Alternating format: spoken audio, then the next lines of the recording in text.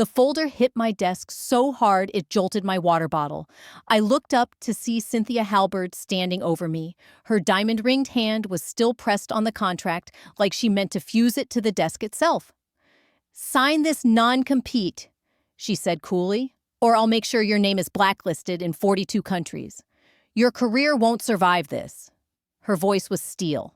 Not loud, but final. "I have contacts everywhere," she added. "One word from me, and your resume goes straight to the trash." I stared at the document. 6 years of my life rewound in my head like a film reel. 6 years of building our overseas division from zero. 6 years of 14-hour days, missed anniversaries, sleeping on benches in European terminals, learning Japanese and Italian because I refused to rely on translators for key meetings. 6 years of pouring myself into something she would later claim as her own. She took all the credit from her mahogany desk in a corner office with sweeping views of downtown Chicago. I didn't flinch. My hands were steady as I picked up the pen. "You're right," I said, locking eyes with her. "Connections are everything." Hi, everyone. I'm Veronica Shaw, and I'm 41 years old. Today, I'm going to tell you how the lowest moment of my professional life turned into my greatest comeback. But before I continue, could you do me a favor? Let me know in the comments where you're watching from. I'd love to see how far this story travels. And if this hits home for you at all, give it a like, and don't forget to subscribe for more stories like this one. Trust me, you'll want to hear how this ends. But let's rewind, because you need to understand what I built before you can understand what she tried to destroy. I joined an international business advisory firm in 2012, fresh out of my MBA program. I didn't have connections or pedigree, just relentless drive. They gave me a vague assignment: help grow the company's presence in emerging markets. That meant inventing a global division from scratch. While my coworkers were sipping Chardonnay at rooftop mixers, I was on Zoom calls with shipping executives in Jakarta at 3:00 a.m. While they were relaxing with family over long weekends, I was catching red-eye flights to Buenos Aires, chasing logistics deals and supplier partnerships no one else wanted to touch. The work was exhausting. The rewards, incredible. Every country we entered felt like planting a flag. Every client I landed felt like building something meaningful, not just a contract, but a real relationship based on trust. Cynthia arrived 2 years in. She was hired to oversee the international expansion I had already built. At first, she asked smart questions. I thought she respected the work. I couldn't have been more wrong. She had been brought in from a rival firm in Toronto, handpicked by the executive board to streamline and elevate our international division. The irony wasn't lost on me. Cynthia Halberd was now overseeing the very global operation I had spent 6 years building from the ground up. At first, she played the part well. She asked all the right questions about our regional partners' onboarding protocols and client engagement strategies. She seemed genuinely curious about how we had managed to expand into 17 countries in under 5 years. I was foolish enough to believe she wanted to collaborate, to learn, maybe even to mentor me into a more senior leadership role. But slowly, the cracks showed. In meetings with new clients, I noticed her repeating my words verbatim, presenting them as her own. She'd echo strategic plans I had drafted, but never once gave credit. When we secured high-profile contracts, her name was suddenly the first one on company-wide announcements, even if I had led the negotiation from start to finish. It got worse. When Business World Quarterly requested an interview with our international team, Cynthia made sure she was the only one quoted. She spun our story with impressive polish, referring to her global strategy and her vision for cross-cultural expansion. I was never mentioned. Still, I kept my head down and pushed forward. The moment that finally shattered my trust came during our expansion into West Africa. I had spent nearly 8 months nurturing relationships with ministries, trade regulators, and local suppliers across 6 countries. I attended weddings, local expos, even funerals. You don't win trust in that region without showing up again and again. I did. When we landed a landmark logistics contract that positioned our firm as the dominant player in the region, Cynthia called a special board presentation. She invited me to attend. I thought maybe, just maybe, this would be the moment I was acknowledged. Instead, I watched from the back row as she presented my research, my roadmaps, my contacts as though they were hers. She didn't flinch. She spoke of her innovative framework for ethical expansion and her insight into regulatory navigation. She never mentioned my name once. The board erupted with praise. They congratulated her, called her a visionary. Some even floated the idea of promoting her to vice president. I sat there feeling not just overlooked, but erased. That night, I started documenting everything. Every deal I led, every call I initiated, every email thread. I created a timeline that showed exactly who did what and when, not because I was ready to act, but because I needed to confirm that I wasn't imagining it, that I wasn't crazy. As media and conference invites poured in, Cynthia stood in the spotlight repeating narratives she hadn't lived. Meanwhile, I became a ghost in the very empire I had built.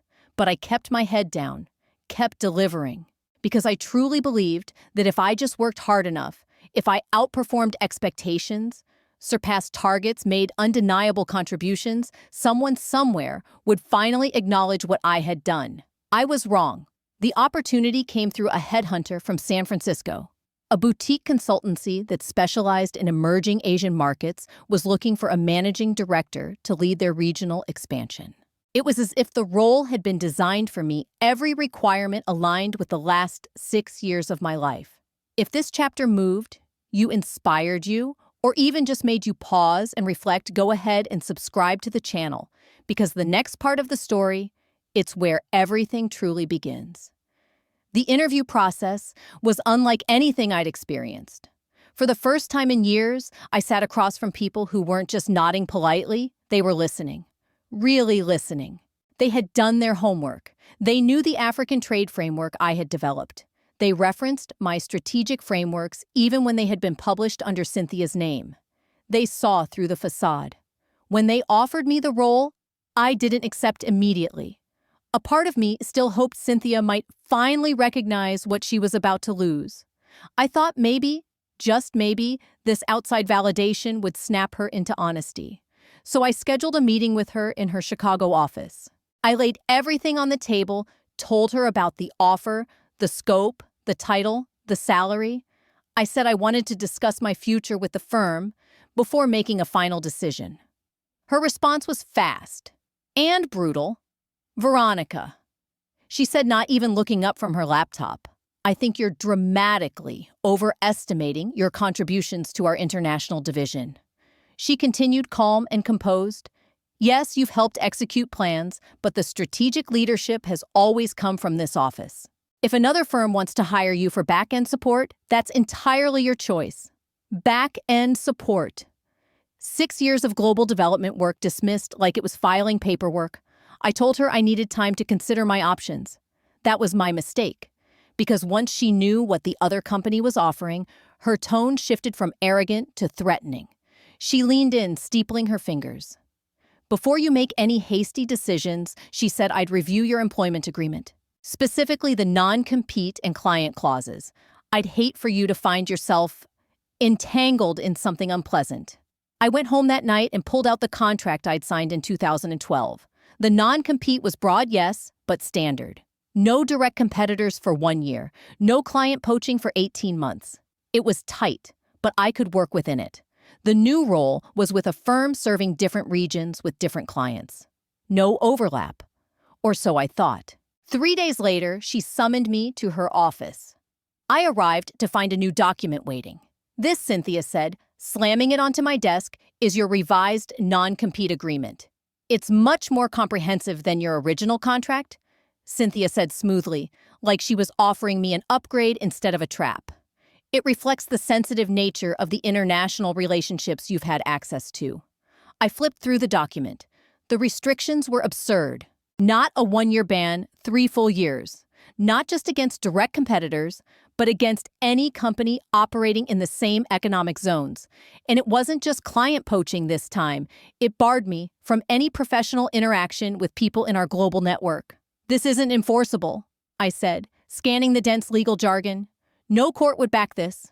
"Maybe not in court," she replied, her voice low and unfazed. "But I don't need a judge to ruin your prospects."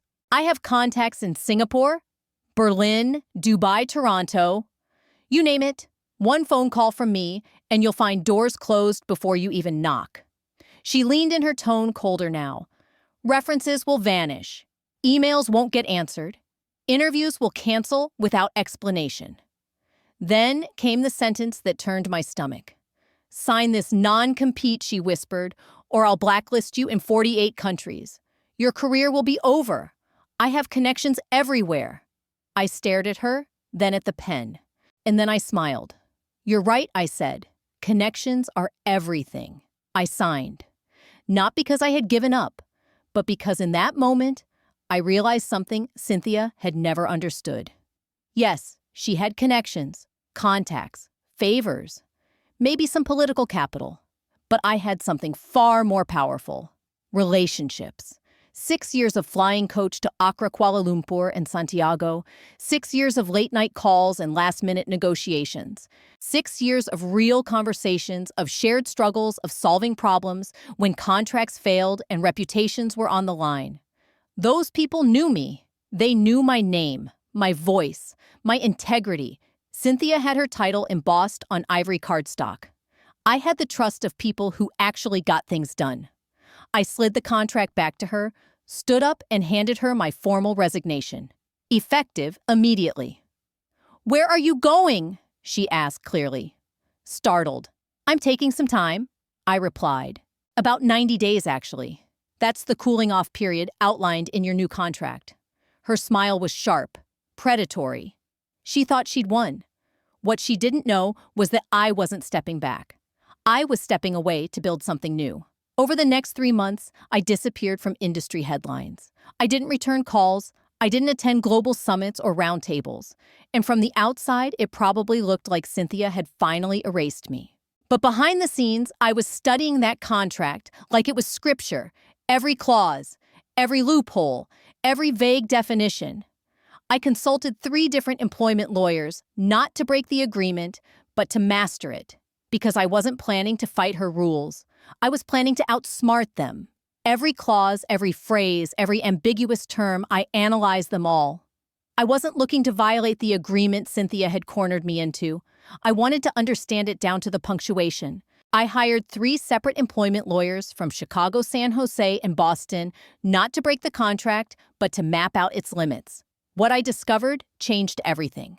The document barred me from working with competitors or clients affiliated with my former employer. But there was one glaring omission. It said absolutely nothing about launching a new category of service, something that hadn't even existed when the contract was drafted. That realization lit the spark. Over the next several weeks, I quietly reconnected with people I had built real relationships with, those outside the narrow client list protected in the agreement. Former vendors, global supply partners, trade officials, academic advisors, independent analysts, people who respected my work and had never been part of the firm's formal operations. And I researched obsessively. I studied trends in international trade breakthroughs, in compliance technology, new frameworks for ESG reporting and cross-border data regulation. I read white papers, watched webinars, analyzed shifting policies in India, Brazil, Vietnam, and the EU. It became clear that most traditional consulting firms were trapped in outdated models. By day 89, I had something that looked nothing like what I'd done before, but was built entirely on what I knew best. It wasn't a consulting firm. It was an international strategy advisory born to fill the gap between operational consulting and policy analysis, a hybrid model that helped companies survive the turbulence at the intersection of regulation technology and global culture. On day 91, I filed the paperwork in Illinois. My new firm, True North Global Advisory. We wouldn't compete with my old employer. We wouldn't touch their client base.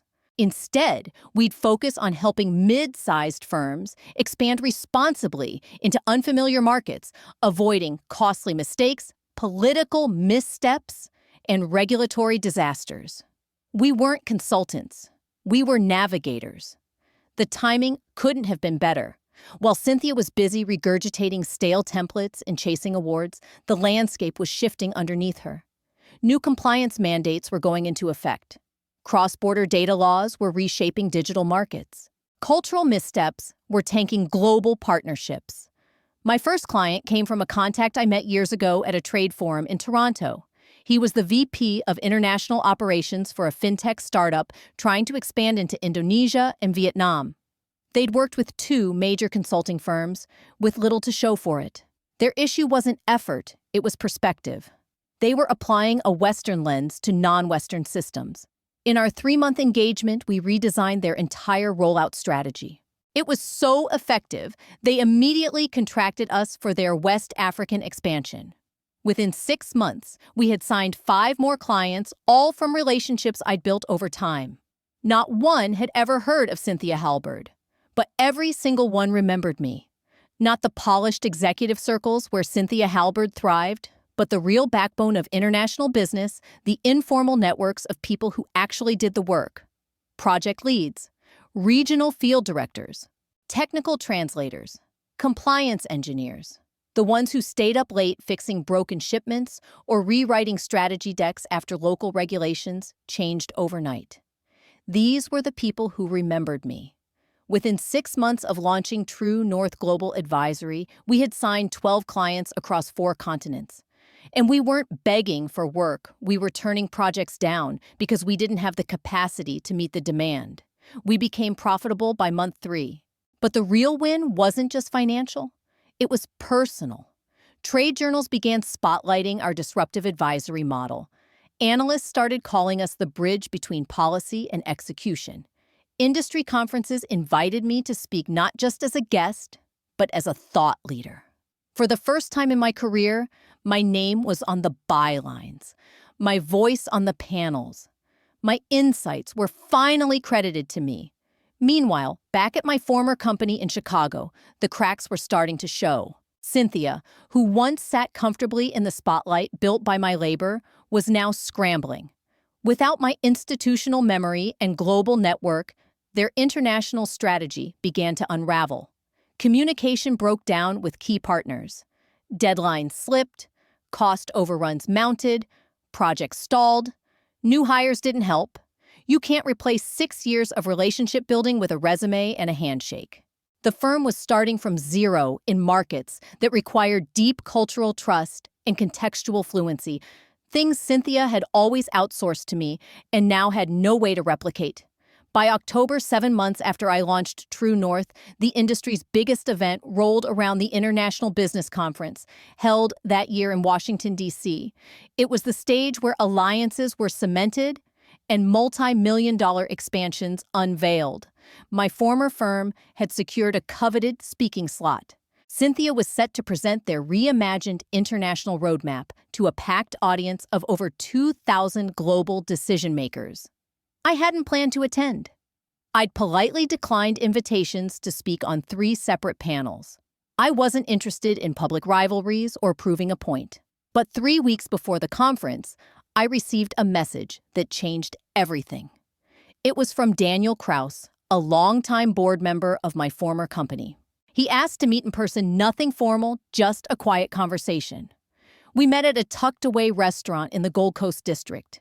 Daniel was polite but wasted no time. "I've heard about True North from at least 6 sources in the last 2 months," he said. "They're saying what you're building is the future of international business. I need to ask you something, and I want the truth."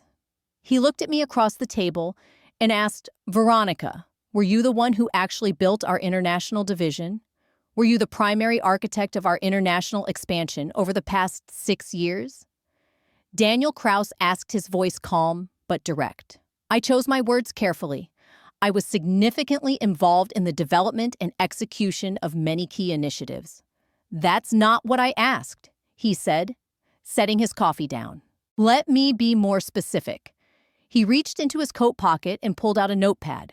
"Marcus Tan from Horizon Logistics told me that when their rollout in Southeast Asia fell apart, you flew to Bangkok 3 times in a single month to get operations back on track. Lila Moreno from Eastgate Biopharma said you spent 2 years building relationships that secured her company's access to restricted markets in South America. And Ahmed Siddiqui from Meridian Global said you were the only person in your organization who could explain the regulatory pathways that let them operate in North Africa without conflict. He looked up, studying me. None of these people know Cynthia's name, he said. Not one. I didn't respond right away. The non-disparagement clause in the non-compete I had signed was airtight. I couldn't say anything negative about my former employer, nor comment on internal operations. Daniel, I said carefully, I can't speak to internal matters at my previous company, but I can say this. I'm incredibly proud of the work I did and even prouder of the relationships I built along the way. He nodded slowly. I believe you. Which brings me to the real reason I wanted to meet. He leaned forward. Cynthia is presenting our international growth strategy next month at the DC conference. But based on what I'm hearing from partners, something is very wrong. We're losing contracts. Relationships are deteriorating. Expansion plans are stalling. The board doesn't know what happened. We just know that whoever built our international division isn't there anymore. That was the moment I realized exactly why he had reached out. The board was finally seeing the fallout, just not the cause. The house looked solid from the outside, but the foundation was crumbling. They had underestimated how much of that foundation had been me. I can't speak to my former employer's methods, I said carefully, but I can tell you this international business today is more complex than ever. Success isn't about outdated playbooks or generic solutions. It's about authentic relationships, cultural fluency, and the agility to adapt in real time. Without those, any strategy is doomed to fail. He nodded again. Would True North Global Advisory be open to working with companies that are struggling with these challenges? That depends, I said. We partner with organizations that are serious about change, not those looking for band-aids. We shook hands and he said he'd be in touch. 2 weeks later, he called with an update that changed everything. Cynthia's presentation at the International Business Conference in Washington, D.C. was nothing short of a catastrophe. She had prepared a sleek, overproduced pitch deck, celebrating what she called a decade-defining international success story, highlighting key milestones and projecting bold growth into new global markets. But she made a fatal mistake. Her entire presentation relied on outdated numbers and fabricated assumptions. Worse, she misunderstood and misrepresented several high-stakes relationships. At one point, she claimed credit for negotiating a landmark partnership with a major Japanese telecommunications firm. What she didn't realize was that the CEO of that company was sitting in the front row. He stood up in the middle of her remarks and asked politely but firmly why the agreement she described bore no resemblance to the joint venture he had signed. He also asked pointedly what had happened to the person who had actually built that relationship over 2 years. "Where is Veronica Shaw?" he asked. It didn't stop there. When Cynthia moved on to discuss our firm's expansion into West Africa, 3 representatives from regional logistics partners stood up. One asked why their contracts had been delayed. Another said communication had been non-existent for 6 months. The third openly stated they were considering legal action due to breached timelines. Then came the regulatory segment. Cynthia presented an ambitious new market entry strategy, one that completely ignored a series of international trade policy shifts passed earlier that summer. Several experts in the audience began exchanging glances. One raised their hand to ask how her strategy would handle new import restrictions under the revised EU-Asia trade accord. She had no answer. By the end of her 30-minute session, the ballroom felt like a courtroom. The Q&A was a barrage of confusion and quiet outrage. Audience members whispered. Competitors took notes. Board members stared at their phones. The fallout was immediate. Within 48 hours, 3 global partners requested urgent reviews of their working agreements. 2 major clients froze new business. One initiated a full contract audit. By week's end, the press was circulating op-eds titled, "Is Halberd's global division a sinking ship?" On Monday, Daniel Kraus called me. His voice was tight. "The board met yesterday," he said. "We're in free fall. And the scary part is, we don't even understand what made it all work before. We just assumed it would keep going." He paused. "Veronica, we don't need generic consulting. We need someone who knows this terrain. someone who knows our clients, someone who can rebuild what we lost. I kept my tone steady. Daniel, I appreciate the trust. But at True North Global Advisory, we don't do damage control. We help companies adapt to what's next. If you're hoping to return to what was, we're not the right fit. He didn't hesitate. That's exactly why we need you. We need someone who can help us build something new, Daniel said. Something that works in today's world, not restoration innovation. That was the beginning of 2 intense weeks of negotiation, not over just fees and deliverables, but over autonomy, authority, and structure. I was crystal clear from the outset. True North Global Advisory would not operate as a traditional consultancy answering to outdated systems. If they wanted results, they had to let us do what we do best: lead. In the end, the deal we signed was better than anything I imagined back when Cynthia slammed that non-compete on my desk 8 months earlier. True North became the exclusive strategic partner for all international operations at my former company. We were granted direct board access, full budget independence, and the right to implement our own methodologies. We weren't cleaning up someone else's mess. We were building an entirely new framework for global success. And Cynthia, she would have no authority whatsoever over anything outside the domestic division. When the official announcement dropped on a Tuesday morning, trade publications picked it up within hours. Disruptive partnership signals. New era in global advisory, one headline read. Another simply said, they got Veronica back. Clients and partners who had grown hesitant were suddenly reassured. Confidence soared. But the sweetest moment came 3 days later, quietly, unexpectedly. Someone from the executive team forwarded me an email originally sent by Cynthia to the board. Subject line, concerns regarding external partnership. I read it without surprise. She questioned the wisdom of hiring someone so intimately familiar with proprietary systems. She raised red flags about potential conflicts of interest and long-term reliance on third-party firms. She urged the board to reconsider and instead invest in internal leadership development. The response written by Daniel and copied to the entire leadership team was only 3 lines. Thank you for your feedback. However, decisions regarding international operations are no longer within your purview. True North was selected based on proven performance and global relationship expertise. We are confident this partnership will strengthen our leadership in global markets. I printed that email and tucked it into the back of my desk drawer, not as a trophy, but as a reminder of something far more powerful. The best revenge isn't retaliation, it's reinvention. While Cynthia had wasted her energy trying to erase me, I built something she could never touch. While she played power games, I created value. Real value. The partnership lasted 2 years. In that time, we rebuilt the company's global presence, restructured teams, and implemented frameworks that became benchmarks across the industry.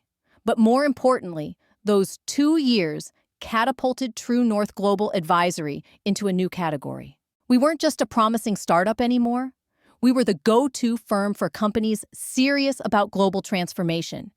We grew from a one-woman startup in a shared office space in Chicago to a team of 12, with satellite offices in Toronto, Singapore, and Lisbon. Our clients now span 6 continents, from healthcare conglomerates in Europe to logistics startups in Southeast Asia. Today, 5 years after I signed that so-called career-ending non-compete contract, True North Global Advisory is widely recognized as one of the most forward-thinking firms in global strategy and cross-border operations. We've been featured on the cover of Global Strategy Monthly Market Horizon and the International Ledger. I've delivered keynote speeches at conferences in Berlin, Tokyo, Sao Paulo, and New York. I've advised emerging economies, global nonprofits, Fortune 500 companies, and family-owned exporters on how to thrive in increasingly complex international environments. And Cynthia Halberd. She's still overseeing domestic ops at the Denver Regional Office, managing performance reviews and onboarding checklists for middle management. But here's what I really want you to understand. This isn't a story about revenge. Not truly. It's a story about self-worth, about recognizing your own value, even when no one else wants to admit it exists. For years, I let someone else define my narrative. I stayed silent while they took the spotlight, gave interviews using my work, and collected bonuses tied to achievements I made possible. I thought that if I kept delivering, the truth would eventually shine through. I thought merit would win. But here's the truth. Some people will never give you credit because they're afraid of what that would mean for their own story. They will always find ways to minimize your efforts to shift the spotlight to preserve their illusion of control. The real victory isn't proving them wrong, it's making them irrelevant. When I signed that contract, when I agreed to those restrictions and disappeared from the scene for 90 days, I wasn't plotting payback. I was planning rebirth. I bet on something radical myself. I believed that my relationships, my reputation, my expertise, and my values would outlast any title, office, or paycheck. And I was right. So if you're watching this and someone's tried to erase you, if they've stolen your work, silenced your voice, or threatened your future, I want you to remember this. They can take your position. They can take your parking spot. They can even take your clients, but they cannot take your relationships, your knowledge, your integrity, or your fire to rise. The most powerful revenge is success so undeniable that their approval becomes irrelevant. Build something they can't manipulate. Create value they can't claim. Earn trust they can't counterfeit. And then watch their power dissolve into background noise. Their names will be footnotes in your legacy. If this story gave you strength, insight, or hope, please like this video and subscribe to the channel. Your support helps stories like this reach the people who need them most. And in the comments, tell me your story. Who tried to erase you? And what did you build instead? We are all far stronger than we realize. More capable, more resilient, and more valuable than anyone's limited opinion of us. The greatest form of revenge isn't retaliation, it's rising anyway. It's choosing to thrive when someone tried to erase you. It's building a future so powerful that their betrayal becomes irrelevant. Thank you for spending this time with me and hearing my story. If it reminded you of your own journey or gave you a spark of hope, know this: your story isn't over. I'm Veronica Shaw, and I'll see you in the next video. If you've made it this far, thank you. It means the world to me. This story wasn't easy to live through, and it wasn't easy to tell. But if it resonated with you, if you've ever had your work overlooked, your voice silenced, or your worth questioned, I want to hear from you. Please leave a comment below and tell me what moment in your life made you realize your power. What did you do when someone tried to take credit for your work, or when someone told you that you weren't enough? I read every single comment, and your stories inspire me just as much as I hope mine inspired you. And if you believe stories like this matter, stories of resilience, reinvention, and rising from quiet betrayal, please consider liking this video and subscribing to the channel. Your support helps amplify voices like mine, and it tells the platform these stories are worth sharing. Here's the truth I've learned. Success is rarely loud. It's not about flashy titles or big speeches.